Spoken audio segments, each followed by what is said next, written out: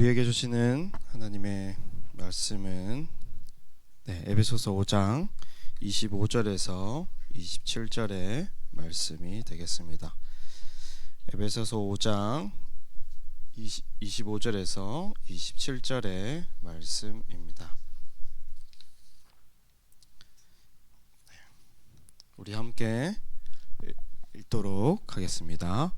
남편들아, 아내 사랑하기를 그리스도께서 교회를 사랑하시고 그 교회를 위하여 자신을 주신 같이 하라. 이는 곧 물로 씻어 말씀으로 깨끗하게 하사 거룩하게 하시고 자기 앞에 영광스러운 교회로 세우사 티나 주름 잡힌 것이나 이런 것들이 없이 거룩하고 흠이 없게 하려 하심이라. 아멘. 잠시만요.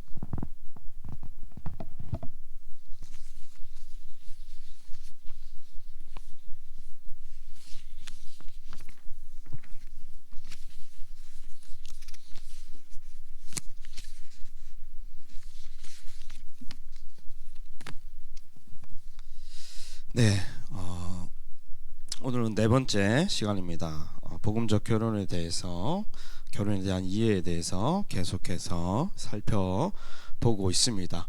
우리 저번 시간에 얘기했던 거 기억이 나는가요, 혹시? 네. 진정한 사랑의 성취의 모습이 뭘까에 대해서 결혼을 통해서 우리가 이룰 수 있는 것이다라고 이야기를 했습니다. 과거는 과거의 문화대로 결혼에 대해서 해석을 하고, 현대는 현대의 문화대로 결혼을 해석하고 정의하고 있죠. 현대 문화는 로맨스적인 사랑, 감정적인 사랑, 아니면 자기에게 유익이 되는, 자기를 더 행복하게 해줄 사람을 찾고 그 사람을 통해서 내가 행복을 누리는 결혼에 대해서 이제 그 결혼의 의미를 해석하고 그런 결혼을 추구하고 나아간다라고 했습니다. 그러나 그 실상이 결코 온전한 사랑이나 완전한 사랑으로 가지 못한다라고 했습니다. 그런 방식으로, 그런 생각으로 결혼을 했을 때는 배우자에 대해서 우리가 어찌 보면 자기만을 생각하는 입장에서 배우자를 만났기에 안 좋은 방향으로 결과물들이 많이 나올 수밖에 없다라는 걸 얘기를 했었죠. 오히려 내가 가진 자유로, 내가 가진 선택으로 그 배우자를 사랑함으로써 그 배우자를 위해서 내 평생에 있어서 모든 것을 다하여 그 사람에게 섬기고 헌신하며 그 감정과 함께 나눌 수 있는 모든 것들을 이제 나눌 수 있는 사랑, 그것이 원래의 결혼의 의미다라고 얘기를 했습니다. 그래서 온전한 사랑을 경험할 수 있다라고 얘기했죠. 원래 결혼을 하고 제대로 된 결혼의 의미를 안다면, 이 서약을 한다면 이 결혼은 반드시 더 행복한 길로 나아갈 수 있다라고 이야기를 했습니다.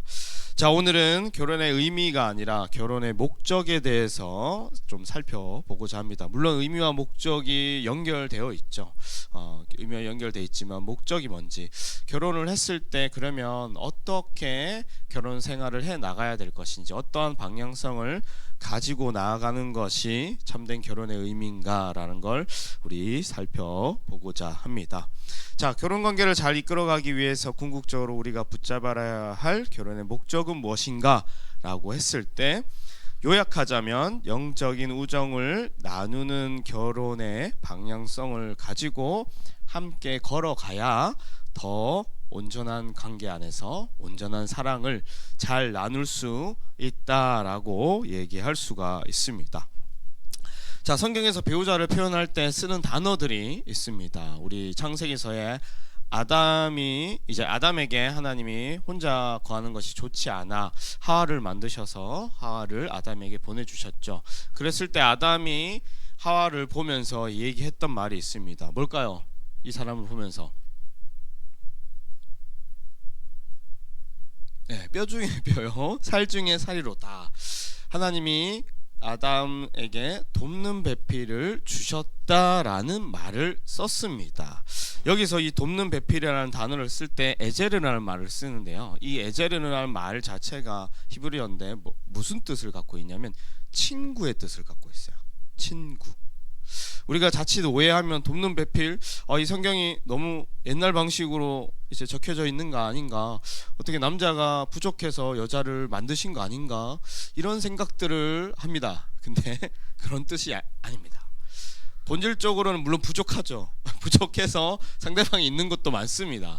근데 그 목적으로 여자를 만들었다라고 하기에는 이 단어가 가진 의미와 그 성경의 해석을 잘못되게 해석한다라고 볼 수밖에 없어요. 이 돕는 배필이라는 말은 뭐냐면 서로 돕는 친구, 동반자라는 개념으로 하나님이 아담과 하와를 만드셨다라는 걸 잘 기억해야 돼요. 친구라는 단어를 쓸 때 우리가 친구 사이가 동등한 지위를 갖고 있을 때 친구라고 얘기하죠. 갑과 을의 입장에서 누가 명령을 들어야 되는 입장이면 그게 친구의 관계인가요? 아니죠. 친구의 관계가 될 수가 없죠. 친구의 관계는 동등한 입장에서 서로를 위해서 애쓰고 노력하며 서로를 도우며 함께 그 우정을 계속해서 끊임없이 나아가는, 동일한 길을 또 걸어가는 자들을 이야기할 때 친구라는 말을 씁니다. 이 친구라는 표현이 누구한테 또 쓰여졌을까요? 누구의 관계 가운데? 예수님과 성령의 관계도 친구 관계라고 얘기합니다. 근데 그 두 분이 그러면 서로 높낮이가 있나요? 아니요, 높낮이가 없죠. 두 분은 신실한 친구의 관계라고 성경은 표현하는데, 그 말 즉슨 서로가 서로를 위하고 자신을 드러내기보다는 상대방을 더 드러내기 위하여 애쓰고 섬기는 그 관계 안에서 성령님과 예수 그리스도를 친구라고 표현을 합니다. 그 똑같은 단어를 아담과 하와한테 썼던 겁니다. 그렇기에 결혼이라는 의미는 바로 친구의 관계 가운데 걸어가는 모습이 있다라는 걸 잘 생각해 봤으면 좋겠어요. 이 우정, 친구 관계 나누는 것이 우정의 이제 모습이죠. 이 우정을 설명할 때 성경은 어떻게 설명하냐면 세 가지로 특징을 얘기합니다. 항상성, 정직성, 공유성. 어렵죠? 네, 항상성은 뭐냐면 한결같다는 거예요. 이 상대방에 대해서 이 사람이 어떠한 모습을 가지고 있든 간에, 아니면 내가 내 유익만을 위해서 관계를 언제든지 끊어버릴 수 있는 그런 관계가 아니라고 이야기를 하는 겁니다. 상대방과 상관없이, 상대방의 모습과 처지와 상관없이, 나의 유익과 상관없이 일관되게 한결같이 그 관계를 유지하는 모습 가운데 우정이라 표현하고 그걸 항상성이라고 이야기를 하고요. 이 우정의 관계, 친구 관계 안에서는 정직성이 있습니다. 이 정직성은 뭐냐 하면 투명하다는 거예요. 관계에 있어서 숨기고 의도를 가지고 접근을 하고, 아니면 나의 유익을 위해서 이 사람을 조종하는 이런 관계가 아니라는 거예요. 그런 관계가 친구의 관계입니까? 아니요, 나쁜 놈이죠. 그런 놈은 나쁜 놈입니다. 친구 관계가 될 수가 없죠. 정직하게 투명하게 그 사람을 사랑하고, 때로는 어찌 보면 잘못된 부분에 있어서 정직하게 잘 얘기할 수 있는 관계, 그리고 그것을 또 보듬어주고 타이르며 함께 이끌어갈 수 있는 관계. 외면하는 것도 정직한 관계가 아니죠. 피하는 것도 정직한 관계가 아닙니다. 사람이 힘들어할 때 안 도와주는 것도 잘못된 거지만, 사람이 잘못된 방향으로 갈 때 도와주지 않고 말하지 않는 것도 좋은 관계가 아니에요. 정직하다는 말은 그 사람을 사랑함으로 말미암아 끝까지 그 사람을 책임지고자, 그 사람이 더 나은 방향으로 가고자 노력할 때 때로는 얘기하고 때로는 강하게 또 얘기할 수 있는 그런 관계가 친구, 우정의 관계다라고 얘기할 수가 있습니다. 여러분 살다 보면 진짜 친구들은 이렇게 얘기해요. 물론 너무 세게 얘기해서 상처받는 경우도 있습니다. 물론 방법이 잘못돼서 그래요. 하지만 오랜 세월 같이 친구로 지내다 보면 그런 것들이 충만하게 생깁니다. 그냥 편하게 이제 얘기해요. 너 그거 그렇게 해도 되겠니? 그렇게 해도 되겠어? 좀 바뀌어야 되지 않겠냐? 라는 걸 얘기했을 때 기분 나쁘지 않는 관계. 네, 그게 진짜 친구의 관계죠. 그렇게 서로가 서로를 위해서 걱정하며 변화시켜가는 걸 돕는 관계가 친구의 관계이자 우정 나누는 모습이다라고 얘기해 줄 수가 있고, 공유성은 뭐냐 하면요, 더 친구 관계가 더 돈독해지고 더 이제 강해질 때 언제냐 하면 그게 동일한 목표를 가지고 함께 나아갈 때 그 친구의 관계, 우정은 더 단단해집니다. 단순히 그냥 놀고 친하게 지내는 정도로 살아가면 뭐 다른 잘 놀 수 있는 사람도 생기면 굳이 만날 필요 있나요? 네, 없죠. 굳이 만날 필요 없죠. 다른 사람이 더 있으면 또 그 사람을 만나면 되는 겁니다. 하지만 동일한 목표를 가지고 동일한 동질성을 가지고 나아가는 친구의 관계, 우정의 관계는 변함이 없고, 그리고 함께 걸어 나갈 수 있는 놀라운 일들을 계속해서 함께 할 수가 있습니다. 이렇게 말하는 이유는 뭐냐면, 결국 이 결혼의 관계 안에서 사랑이라고 우리가 이제 관계 안에서 설명을 하지만, 그 사랑의 관계 가운데 또한 친구로서 우정을 나눌 수 있는 관계가 결혼의 관계가 되어야 건강한 결혼이 될 수 있다라는 걸 여러분한테 이야기를 하는 거예요. 만약에 이렇습니다. 내가 정말 사랑을 해요. 근데 이게 또 감정적이고 너무 에로틱하거나 아니면 자기만을 위해서 선택한 사랑이라면, 이 사랑이 그 조건이 그 사람이 충족되지 아니할 때 언제든지 변화되죠. 이해되세요? 언제든지 변화될 수 있습니다. 근데 이 사람과 내가 함께, 사랑과 함께 영적인 우정을 나눈 관계라면 쉽게 포기할 수 있을까요? 아니요. 이 사랑에서 우정으로 함께 어우러져 가는 결혼의 관계가 가장 단단하고 가장 충만한 사랑으로 이룰 수 있는 관계라는 겁니다. 친구들과 하고 나누는 게 우정 아닌가요? 이렇게 생각할 수도 있어요. 근데 우리가 너무 편협적으로 우정을 생각해서 그런 겁니다. 우정이라는 단어는 훨씬 더 큰 의미를 지니고 있는 거예요. 제가 말했던 항상성과 정직성, 공유성을 가지는 관계가 우정의 관계라고 이야기를 하고, 그 또한 결혼의 모습 가운데 더욱더 충만하게 드러나야 될 모습이다라는 걸 생각해야 됩니다. 그러면 공유성을 얘기할 때 함께 목표를 가지고 나아간다라고 얘기할 수 있습니다. 근데 단순히 함께 목표를 가지고 나아간다라고 했을 때 취미가 같을 수도 있겠죠. 어느 정도. 아니면 그냥 같이 만나서 얘기나 하는 정도의 공유성, 그냥 삶을 나눌 수 있는 정도, 조금 힘들 때 도와줄 수 있는 정도의 공유성을 나눌 수도 있습니다. 근데 그리스도인들이 가지고 있는 공유성은, 그리스도인들이 함께 결혼했을 때 가지고 있는 공유성은 그거보다 더 훨씬 큰 공유성을 가지게 되죠. 일반 우정과 다릅니다. 취미가 같아서 친해지고 따뜻한 관계를 맺는 정도가 아니라요, 이 결혼 관계 안에서 영적으로 우정을 나눠서 함께 공유하고 있는 비전과 목표가 우리 모두에게 동일하게 있는데요. 그게 뭐냐면 바로 하나님의 새로운 피조물로서 하나님의 자녀다운 나의 참된 자아를 찾아가는 길 가운데 함께 한 몸으로 동반자로 걸어가는 그 목표와 비전을 가지고 결혼의 관계를 걸어 나간다라고 이야기할 수가 있어요. 어찌 보면 우리가 단순히 잘 맞는다라고 표현할 때 취미도 맞고 성격도 맞고 하는 부분들이 있죠. 그래서 함께 잘 걸어 나갈 수 있고 함께 잘 이제 결혼 생활이 재밌을 수도 있습니다. 근데 그 차원을 넘어서서 초자연적인 그런 관계가 결혼의 관계라는 걸 생각해 봤으면 좋겠어요. 한 성령 안에서 한 부부가 함께 서로 사랑하고 용서하고 화해하며 더욱더 한 사람 한 사람이 각각이 더 예수님의 그 영광스러운 모습으로 변화되어 되는 가정을 함께 일구어 가는 그 관계가 바로 결혼의 우정의 관계라는 걸 생각해 봤으면 좋겠습니다. 풍성한 관계가 될 거예요. 때로는 정직하게 이제 말하겠죠. 어떤 부분에 있어서 그런 부분들이 잘못됐을 때 상대방에게 있어서 그런 것들을 고쳐 나갈 수 있도록 조언도 할 것이고, 변화시켜 나갈 수 있도록 참아도 줄 것이고, 결국에는 더 나아진 상대방을 보는 그런 노력들을 해 나간다라는 겁니다. 왜냐? 이것이 공동의 목표와 비전이기 때문이죠. 그러면 그렇게 해 나갈 때 어떤 모습들이 우리 안에서 드러나고 우리는 더 복을 누릴까요? 그리스도를 닮아가는 모습들을 가진 사람들을 봤을 때 여러분은 어떤 느낌이 드나요? 어떤 그 관계 안에서 어떤 복을 누리나요? 그런 사람 없나요? 주변에? 주변에 없나요? 더 좋습니다. 이 결혼이 아니라 관계 가운데 누릴 수 있는 복들과 그 삶들이 풍요로움이 이전과 비교도 되지 않습니다. 그 좋은 그리스도인이 옆에 있다는 그 자체만으로 해도 내 삶이 많이 달라져요.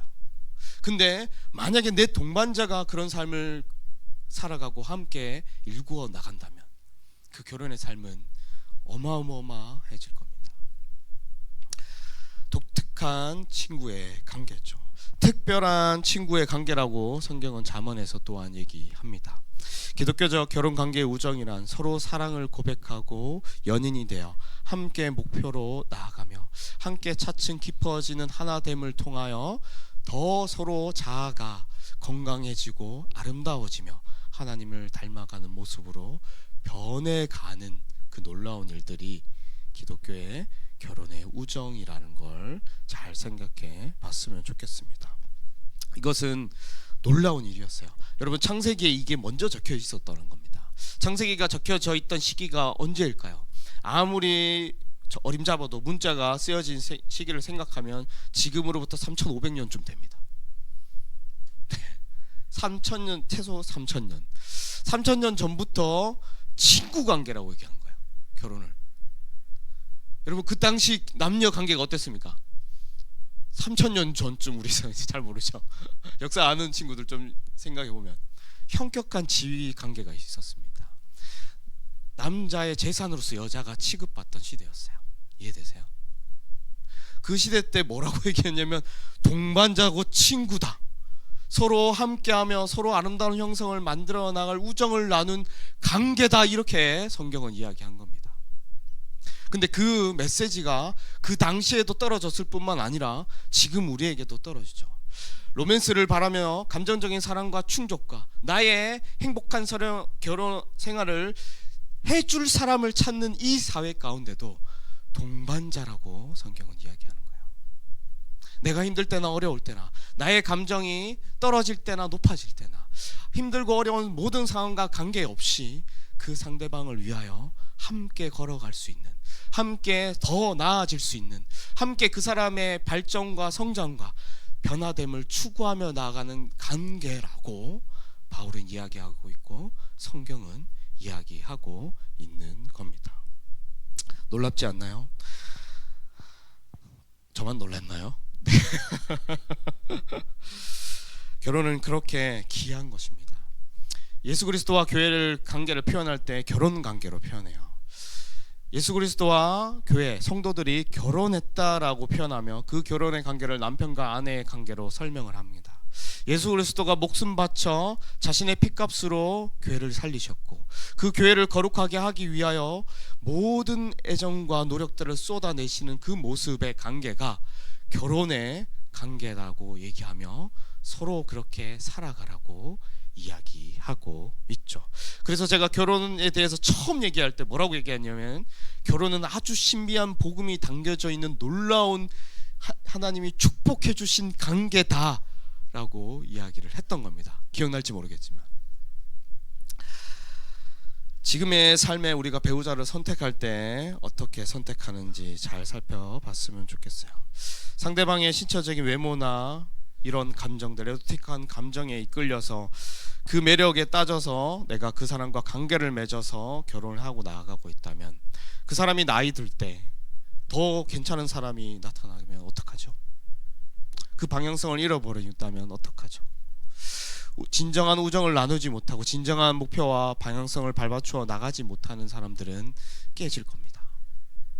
아니면 나의 사회적 지위나 고대처럼 이 어떤 사회적 지위를 유지하고 내가 더 부해지기 위하여 더 이제 만족을 누리고자 결혼관계를 유지했다면 만약 상대방이 직장을 잃고 힘들어하고 재정을 지원해주지 못하고 그런 자리에서 떨어졌다면 그래서 나를 충족시키지 못하면 어떻게 될까요?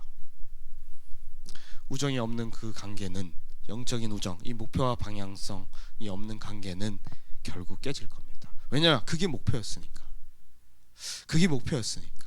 신체적인 외모와 아름다움의 만족을 누리는 게 결혼의 관계의 목표였으니까.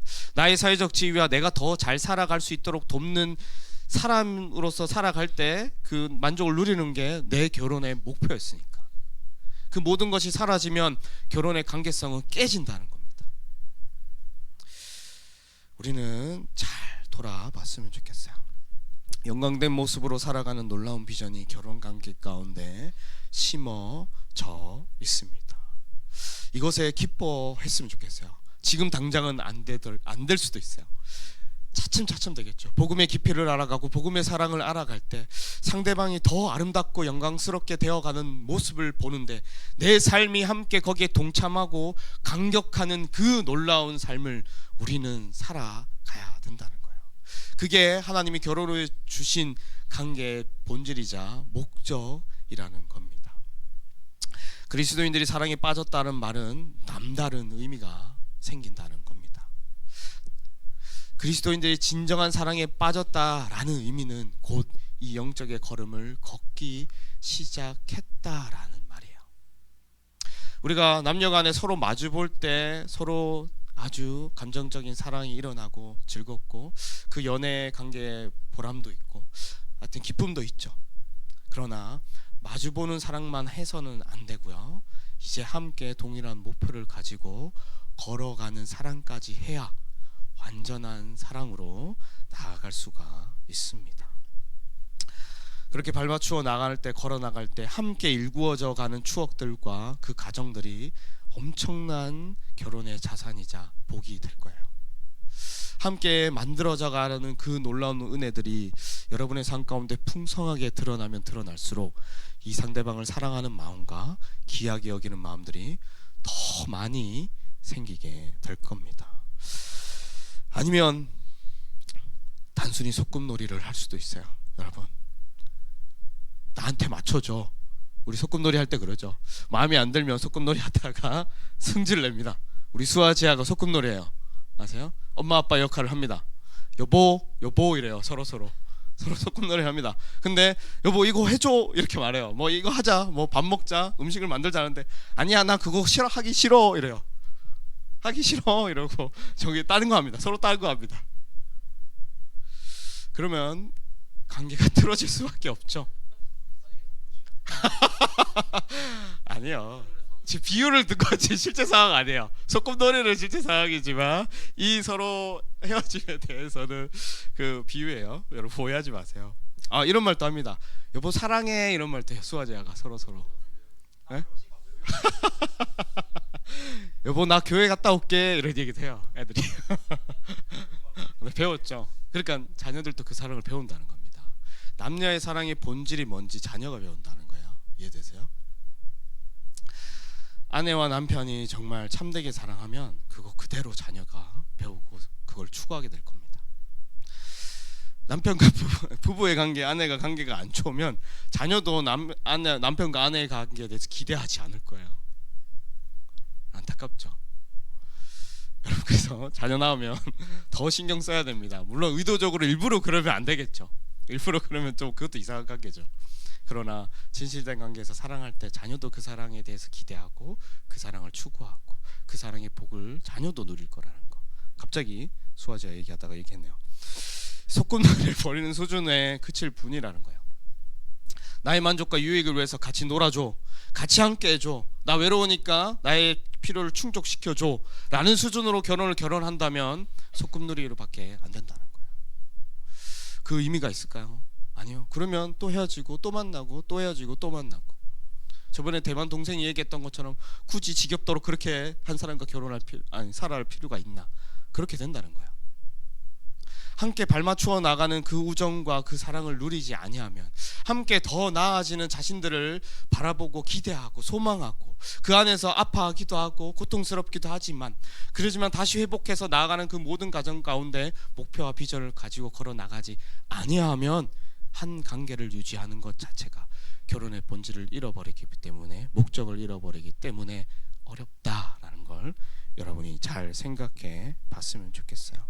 하지만 목사님 그러면 우리가 누릴 수 있는 그 소소한 즐거움들과 성적인 그 아름다움과 그런 매력들 만족들은 그러면 다 부정한 것들인가요? 아니요. 다 좋은 것들입니다.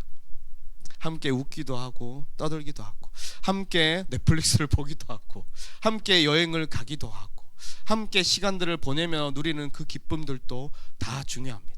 그러나 이것은 발맞추어 나가는 가정 가운데 누릴 수 있는 부산물들인 거예요. 이게 주 목적이 되면 이게 충족되지 아니할 때 떨어진다는 겁니다. 정서적 거리감이 생기고 만족을 누리지 못하고 결국 더 소원해주는 관계 맞나요? 단어 맞나요? 갑자기 머리가 굳어가지고 그런 관계가 될 수밖에 없다는 거예요. 이 결혼의 관계를 지키며 더 굳건하게 만드는 기둥은 함께 나아가는 영적 우정입니다. 이게 바탕이 되어서 누리면서 걸어나가는 관계가 되어야 올바른 결혼 관계, 복을 누릴 수 있는 관계, 참된 사랑으로 나아갈 수 있는 관계가 된다는 거 여러분이 잘 기억해 줬으면 좋겠어요. 자, 그렇다면 우리 안에 지금 있는 것들을 이제 이 영적 우정을 바라보며 결혼을 추구하며 나아갈 때 우리는 그러면 이것을 더 추구하고 나아가기 위해서 무엇을 해야 되는가라고 했을 때 이 세 가지로 얘기할 수 있을 것 같습니다. 버리고 지키고 떠나야 한다. 이 영적 우정을 바라보면서 굳건하게 잡고 계속해서 나아가기 위해서 해야 될 것들 동사로 표현했습니다. 뭘 버려야 되냐면 아주 속된 눈을 버려야 합니다. 성경에서 배우자는 가장 사랑스럽고 가장 가까운 벗이라고 표현을 하고 있죠. 그런데 우리가 상대방을 바라볼 때 눈이 어떻습니까? 남자는 신부감을 찾을 때 미모를 보고 찾는다고 얘기합니다. 여자는 남자를 볼 때 재력이나 이 자기를 잘 이끌어 나갈 수 있는 어쩌면 도와줄 수 있는 지원해 줄 수 있는 것들을 찾는다고 합니다. 물론 이것도 속설이죠. 다 똑같지는 않습니다. 다 여기로 남녀 관계를 정의할 수도 없고 남자들은 이렇게 보고 여자들은 이렇게 본다 얘기할 수는 없어요. 다 다르기 때문에. 그러나 속마음에 우리가 일절 그런 것이 없다라고 얘기할 수는 없죠. 남자가 바라는 것들, 여자가 바라는 것들 각각 다 있는데 그것이 속된 것들일 수 있다라는 걸 여러분이 잘 생각해 봤으면 좋겠어요. 자신의 성적인 만족이나 자기를 위해서 살아줄 사람을 찾으라고 하나님은 결혼을 두신 게 아닙니다. 내 살 중에 살이요 뼈 중에 뼈라는 그 고백이 나와 함께 동반자로 살아갈 사랑하고 우정을 나눌 그 사람을 찾으라고 이야기를 한 거죠. 우리가 사람을 볼 때 미팅을 나가거나 사람들을 이렇게 모임에 가서 볼 때 이성을 찾을 때 방식이 있죠. 탁 눈으로 봅니다. 쫙 봅니다. 들어올 때부터 외모가 좀 달라야 돼요. 외모가 좀 다르면 눈에 띕니다. 좀 괜찮은데? 이렇게 딱 얘기해요. 근데 앉아서 얘기를 해보니까 성격이나 이런 매력들이 막 엄청 올라와요. 그래서 되게 매력적이에요. 근데 거기에서 내가 말을 걸었는데 나의 말을 받아줘. 그러면 이 사람이다. 이 사람 괜찮다. 이 사람 동반자로 걸어갈 수 있지 않을까. 이렇게 생각하는데 중요한 게 우리 이 모든 사고의 과정 가운데 영적 우정을 나눠야 될 대상자를 찾는 일말의 생각이 없다라는 거예요. 생각을 우리가 바꿔야 됩니다. 해야 되는 거예요. 이 속된 눈에서 계속해서 우리 사고가 흘러가는 과정 가운데서 거기서 파고 들어가야 된다는 거예요. 영적 우정을 나눌 수 있는가? 나와 함께 정말 함께 서로를 위해서 걸어갈 수 있고 이 영적 우정을 나누면서 더 나아지고 서로를 위해서 살아갈 수 있는 그런 모습을 가질 수 있는 사람인가를 볼 수 있는 그 눈을 그 안에 집어 넣어야 된다는 겁니다. 물론 그 모든 가정들이 너무 속되다 이렇게 표현할 수는 없어요. 왜냐하면 매력이라는 것이 감정적으로 이제 생기는 거기 때문에. 하지만 그 앞서서 항상 먼저 의도적으로 이걸 생각하지 아니하면 우리는 잘 되지 아니할 겁니다. 수많은 후보자들을 탈락시킬 거예요. 수많은 괜찮은 사람들을 아주 탈락 시킬 겁니다. 그렇게 돼서는 안 되죠. 정말 내면을 바라봐야 됩니다. 신앙을 바라보면서 내면을 바라보면서 이 사람이 정말 나와 함께 걸어갈 때 서로를 돌봐주고 이해해줄 사람인가? 그리고 나에게 때로는 쓴소리도 해줄 수 있고 때로는 나를 위해서 참아줄 수도 있는 사람인가? 함께 하나님 안에서 아름다운 모습으로 변화되어 가는 놀라운 가정을 함께 밟아 나갈 수 있는 사람인가를 보지 않으면 결혼 생활이 힘들어질 수밖에 없어요. 물론 다 그렇게 간다라고 할 수 없을 수도 있어요. 왜냐? 하나님의 지극히 크신 은혜 가운데 하나님이 또한 돌봐주시는 영역도 있기 때문에. 근데 우리는 먼저 그런 생각들을 해 나가면서 상대방을, 배우자를 찾는 가정들을 했으면 좋겠다라는 겁니다. 그리고 지켜야 돼요. 이 영적 우정을 나누는 데 있어서 가장 힘들어하는 부분이 뭐냐 하면 결혼하고 나서 특히 많이 겪게 되는 건데요, 우선순위를 지키지 않습니다. 영적 우정의 우선순위를 지켜야 돼요. 이게 뭐냐 하면 부부 관계가 가장 먼저 되고 부부가 함께 밟아 나가는 그 서로 변화되어 가고 이해해주고 참아주고 서로 하나님의 형상을 닮아가는 그 가정을 밟아가는 게 내 인생에서 이 결혼의 관계에서 가장 중요한 우선순위라는 것을 지키지 아니하면 또 힘들어진다라는 거예요. 그 창세기에서 뭐라고 했나요? 부모를 떠나 남녀가 한 몸이 된다고 얘기했죠. 그때 또 창세기서부터 그 얘기했어. 이 말이 뭐냐 하면 부모의 영향에서 벗어나라고 얘기한 겁니다. 배우자를 생각할 때 직설적으로 얘기할게요. 이 며느리와 시어머니가 어려워하는 이 이유 중에 하나, 가장 큰 이유가 뭘까요? 남편이 시어머니 편을 많이 들어서 그렇습니다. 자기 어머니죠. 많은 편에서 들어야 돼. 근데 이게 나쁜 걸까요? 좋은 걸까요? 편 드는 게 의도가.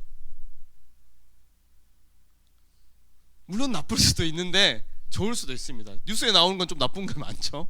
너무 과도하게 나쁜 행동으로 돼서. 근데 좋을 수도 있죠. 왜냐? 부모님을 공경하고 그동안 헌신해오는 부분에 대해서 이렇게 어찌 보면 이제 잘 맞춰 드리려고 하는 노력이죠.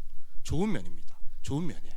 근데 중요한 게 이 좋은 면의 비중이 이 부부가 누려야 될 영적 관계를 넘어서서 그 비중을 생각해서 결단하고 생각하고 말하기 때문에 틀어진다는 거예요. 그런 경우도 있습니다. 아내가 자식을 너무 사랑해서 남편보다 자식을 더 귀중하게 여기는 경우도 생겨요. 근데 이게 나쁜 거에서 출발했나요? 아니요. 자녀를 사랑하는 마음은 좋은 겁니다. 자녀를 위해서 헌신하려고 하는 것들도 귀한 거죠. 그래서 우리가 이렇게 잘 자란 부분도 있죠. 그런데 이 영적 우정을 나눠야 될 부부의 관계, 남편보다 더 자녀가 우선순위에 있다면 이것 또한 틀어진다는 거예요. 일도 그렇습니다. 밖에서 일할 때 가정을 돌보지 아니하고 남편이나 아내를 돌보지 아니하고 일에 대해서 너무 많이 매여 있는 사람들은 가정을 책임지게 했다는 그 명목가에 좋은 의도로 그렇게 살아가지만 결국 비중치가 잘못돼서 틀어진다는 겁니다. 가정이 힘들어지고 배우자가 힘들어지고 배우자의 정서적 거리감은 계속해서 멀어지는 그 일들을 처해질 수밖에 없다는 거예요. 그래서 우선순위를 잘 정해야 합니다. 아니면 치명적인 결과를 낳을 수가 있어요. 배우자의 머리에 나보다 뭔가가 더 있다라는 생각이 들면 힘들어집니다. 연애관계에서도 똑같아요. 제가 결혼관계에서만 얘기하지만 그렇게 됐을 때 온전한 관계를 맺어 나갈 수가 없죠. 고대 문화에서는 그 부모를 떠나는 게 쉽지 않은 일이었습니다. 그런데도 불구하고 3000년 전에 성경에서 이야기했죠. 떠나라, 떠나라 라고 이야기했습니다. 가장 먼저 쏟아야 될 관심과 애정을 쏟아야 될 대상은 배우자다 라고 이야기하고 있는 거예요. 배우자의 연합에 실패한 경우도 많죠. 여러 가지 면도 있습니다. 제가 예시로 들었던 면들도 있지만 상처를 받아서 그 상처에 매여 있어서 배우자의 그 우선순위에서 그거를 우선하지 못하는 경우도 많고요. 아니면 돈의 문제에서 돈에 매여서 배우자를 먼저 생각을 해야 되는데 그걸 생각하지 못하는 경우도 있습니다. 자기 경력도 그렇죠. 경력도 포기할 수 없습니다. 내 학위와 나의 진로와 내 아이 커리어를 포기할 수 없죠. 그러면 배우자보다 그게 머리 위에 있는 겁니다. 그러면 그 사람은 자신이 소중하다는 느낌을 받을까요? 안 받을까요? 못 받습니다. 그동안 살아오면서 가정 안에서 배웠던 진리들, 내가 살아가며 생각했던 진리들도 배우자와의 관계에서 우선순위를 하지 못하면 틀어질 수가 있다는 거예요. 그거 아세요? 이제 만나서 결혼을 했으면 이제는 새로운 의사결정 단위가 생기는 겁니다. 이전에 내가 생각했던 것들로부터 벗어나야 돼요. 새로운 의사결정 단위로 나와 이제 배우자가 함께 생각하고 함께 가치를 추구하고 결정해서 내리는 그 과정을 밟아 나가는 게 떠난다라는 겁니다. 떠난다. 이전을 떠나서 새로운 패턴을 찾아야 돼요. 나의 부모의 집에서 내가 살아왔던 모든 환경의 집에서 떠나서 그 일들을 해 나가야 된다는 거예요. 그렇지 아니하면 한 집에 살면서도 두 집 살림 하게 되어 있습니다. 각각의 집에서 살고 있는 거예요. 한 부부가 한 집을 살지 아니하고 각각의 집안에서 살고 그냥 옆집 사람으로 살아가게 될 수밖에 없다는 거예요. 적당선에서 관계 유지하면서. 이런 짝퉁 배우자들을 조심하시기 바랍니다. 짝퉁 배우자들을 우리가 조심해야 돼요. 그게 부모가 될 수도 있고요, 재력이 될 수도 있고요, 돈이 될 수도 있고요, 아니면 다른 취미나 여러 가지 등등 여러 가지가 다 될 수가 있습니다. 배우자를 가장 먼저 생각하고 먼저 사랑하고 그 우정을 나누는 길에 먼저 전심전력을 다하며 나아가야 돼요. 그러지 아니하면 우리가 생각했던 결혼의 관계는 세상 사람들이 생각하는 기준에서밖에 그칠 수밖에 없습니다. 이를 잘 생각해 봤으면 좋겠어요. 하나님은 결혼을 복으로 설계하신 겁니다. 잘 생각해 보면 그래요. 태초에 사람들이 태어나서 이제 함께 결혼해 가는 그 가정들을 두실 때 하나님은 의도를 주시고 설계하신 겁니다. 서로 영적인 동반자로 함께 사랑하고 그 우정을 나누며 함께 서로 마주보기도 하고 함께 한 방향으로 걸어가는, 한 몸으로 걸어가는 놀라운 특별한 관계로서 결혼을 주셨다라는 걸 여러분이 성경적으로 잘 생각해 봤으면 좋겠습니다. 그럴 때 여러분이 아까도 말했지만 복을 누릴 거예요. 결혼이 얼마나 행복한지, 결혼이 얼마나 참 사랑을 이루어가는지, 그리고 내가 변해가는 모습도 볼 겁니다. 상대방이 변해가는 모습도 볼 거고요.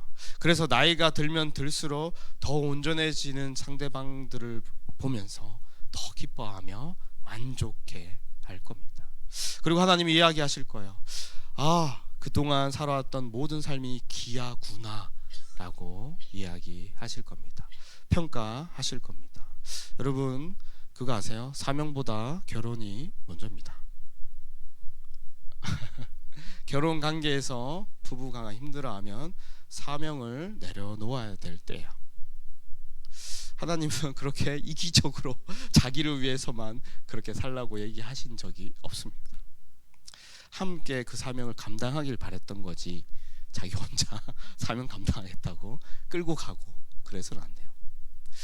하나님이 바라셨던 건 우리의 아름다운 모습으로 변해가서 추구하는 가정이지, 하나님은 누구든지 사용하실 수 있는 분입니다. 나 아니더라도 내가 할 수 있는 일들을 다른 사람을 통해서 충분히 이뤄갈 수 있는 분이에요. 하나님은 오히려 더 이 아름다운 관계를 바라시고 나가는 걸 기억했으면 좋겠어요. 그 아름다운 관계 가운데 여러분이 참된 복을 누렸으면 좋겠습니다. 자, 적용해보자면 배우자와의 결혼 관계보다 우선순위에 놓인 것들을 주의하고 결혼의 불행을 자초하는 삶을 살지 말기를 바랍니다. 연애를 하고 있다면 연애부터, 물론 연애가 충분한 결혼의 관계는 아니지만 조금씩 이런 것들을 적용해 보며 노력해 봤으면 좋겠어요. 오래 갈 겁니다. 정말 오래 갈 거고 정말 열심히 추구한다면 결혼까지 가게 될 거예요. 물론 아직 책임 관계가 아니기 때문에 헤어지는 것도 정당해요. 그거로 안 정당하다 이렇게 말할 수는 없습니다. 잘못했다, 죄 지었다 이렇게 말하면 안 돼요. 말하면 안 되지만 정말 제가 말했던 부분들로 함께 조금씩이라도 노력을 해본다면 더 아름다운 관계로 나아갈 것이고, 결혼 관계 안에서도 정말 이 불행 가운데 가는 것이 아니라 참된 복으로 나아갈 겁니다. 영적 우정을 나누는 결혼관을 여러분이 추구했으면 좋겠습니다. 혹시 이 설교를 듣고 고리타분하게 우정이 뭐냐 이렇게 이해했다면 제가 설명한 걸 아직 다 제가 전달 못했거나 제가 잘 전달 못했거나 이해하지 못했을 수도 있어요. 근데 영적 우정의 그 가치와 아름다움과 그 복을 누릴 수 있는 그 실제의 크기는 어마어마합니다. 제가 부족해서 설명을 잘 못했을 수도 있어요. 그걸 추구했으면 좋겠어요. 결혼해서 함께 살아가는 그 본질의 목적을 추구하며 여러분들이 복되게 살아갔으면 좋겠습니다. 여러분의 결혼이 정말 행복했으면 좋겠어요. 그렇게 살아가는 우리 청년들 되기를 간절히 소망합니다. 아멘입니까? 네, 기도하겠습니다. 우리가 함께 기도할 제목은 우리 안에 있는 속된 눈과 내 안에 있는 자기만을 위한 우선순위들과 그리고 떠나지 못한 속박되어 있는 어려움들에 대해서 벗어나 참된 관계를 맺어 나갈 수 있는 우정으로 사랑으로 관계로 나갈 수 있도록 기도했으면 좋겠습니다. 우리 마음 가운데 이런 일들이 생길 거예요. 당장 연애를 하지 아니하고 아직 결혼을 하지 아니하였지만 사람들을 만날 때부터 그 어려움들이 닥쳐 나오게 될 겁니다.